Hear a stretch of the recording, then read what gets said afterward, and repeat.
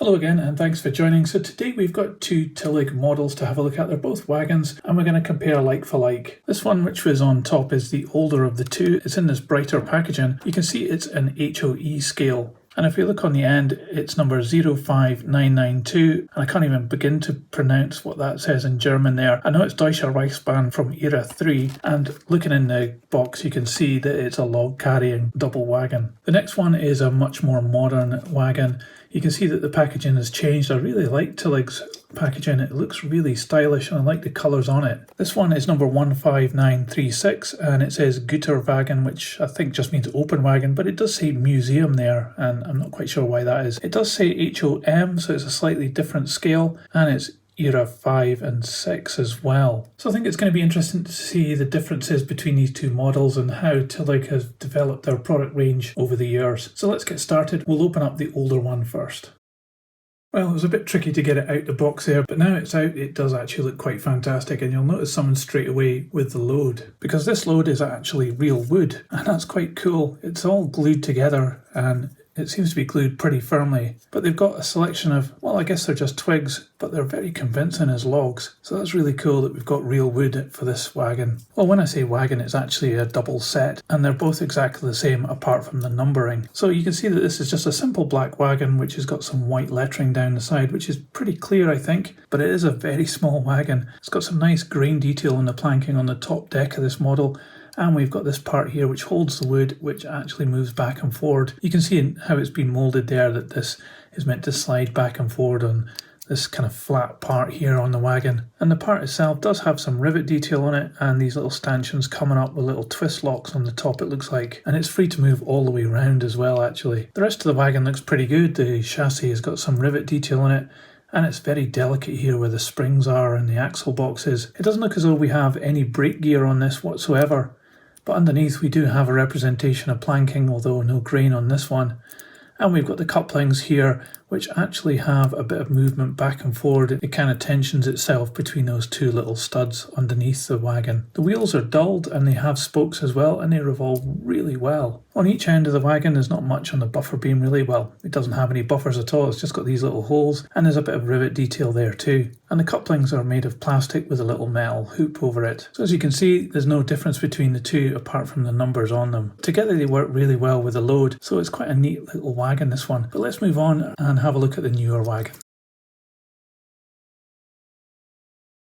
So inside this box we've got this instruction sheet first, and it shows that we have two different models here. You can get it in HOE or HOM scale, and there's a lot of information on this sheet, but it's all in German. But it does show that we have some extra parts which you can fit onto this model. And looking around the back you can see that those extra parts continue with the brake gear and the couplings as well, and also all this information down here. I think this is a parts list. So there's a lot of extra bits that you can fit onto this wagon. And in here we do have a sprue full of pieces which we can add onto it if we want. And there's another bag with some more pieces as well, and it looks like another seat for the top there as well. And this particular model was fitted with this load. I think this has probably been made by a previous owner because it's a bit rough around the edges. I don't think this came from the factory, but I did get this model second hand, so I'm thinking this is a previous owner that did this. But here is the wagon, and what a cute little thing this is.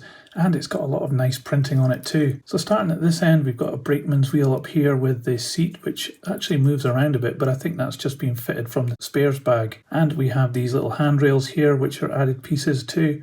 And we've got some black painting on these little steps. And we've got another piece down here as well, and a tiny little step here. Looking down the side, you can see that the printing is absolutely spot on with the NWE and the 403. And the doors are painted in this black colour. I think where the model's let down a little bit is that these black parts don't extend up over the top. So it kind of looks a bit strange with the brown there and the bit on top of the door, so that could probably be touched up with a bit of black paint if you wanted to. That aside, the masking here is absolutely fantastic on these upright brackets with all the rivet detail on it, and even this part here for the documentation looks really good too. Looking around the back of the wagon, we've got a couple more steps and pipes, and again the black lining is evident once more. No difference on the other side of the wagon, and looking inside we do have some planking detail on the bottom of this wagon and also on the sides of the wagon, which is great. And you can also see the door detail too. Definitely think it needs a bit of paint on there though. So looking on the chassis, we've got a very similar chassis to the one we just saw, where it does have some planking but it doesn't have any grain on it. We've got a similar setup with the couplings. They're not in NEM pockets, but they can be changed if you want. And they have a bit of articulation as well, just a little bit of plastic there between the two studs. This one does have the brakes on it, and it does look really good because they're so close to the wheels. The wheels also look really good as well. They're a bit more shiny on this one, but they revolve absolutely superb, and they've got spokes as well, which look great. And the delicate spring and axle box detail down here looks fantastic too. Nothing really in the middle of this wagon, but overall this is a really fantastic little wagon. I really love the looks on this, and they've packed in a lot of detail and nice decoration into a very small thing. So I think we should put both of these onto the scales and see how much they weigh. Well, just as I was doing that, one of these little pipes just pinged off. It seemed to be just a push fit onto the model, and it took me absolutely ages with a pair of tweezers and a magnifying glass to get that back on. But it's back on now, so let's put this on the scales. So the open wagon weighs just 19 grams, and the double log wagons weigh 31 grams with the load.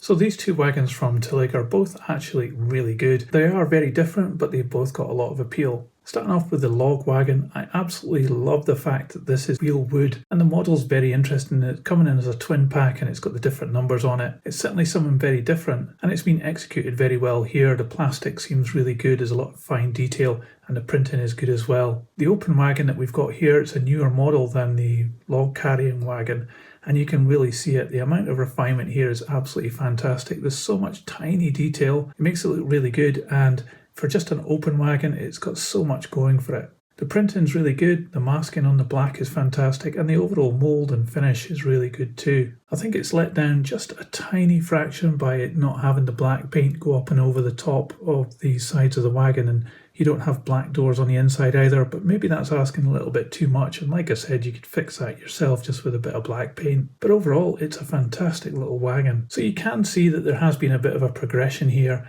The open wagon, which is much newer, comes with all those extra pieces and much better box as well, and it just seems a much more professional and modern product. But there's no fault in the log carrying wagon pair because they're still really good. The box might look a bit dated now, but the fact that it's got real logs and the printing and the mouldings is really good. It's a real testament to what TIllig's quality is. So while it's obvious that they have improved quality over time, the older one is still a very good product, and if TIllig's quality continues to improve like it has done between these two wagons, then we're in for a lot of treats in the future because this wagon is really quite cool. But that's just what I think. What do you think about these wagons? Let me know in the comments below, and if you bought something from TIllig as well, let me know what you've got. Also, if you liked this video, please give it a thumbs up, it really helps his channel. Now I'll put these on the turntable so you can see all the way around, and in a moment another video will appear. If you click on that, I'll see you there.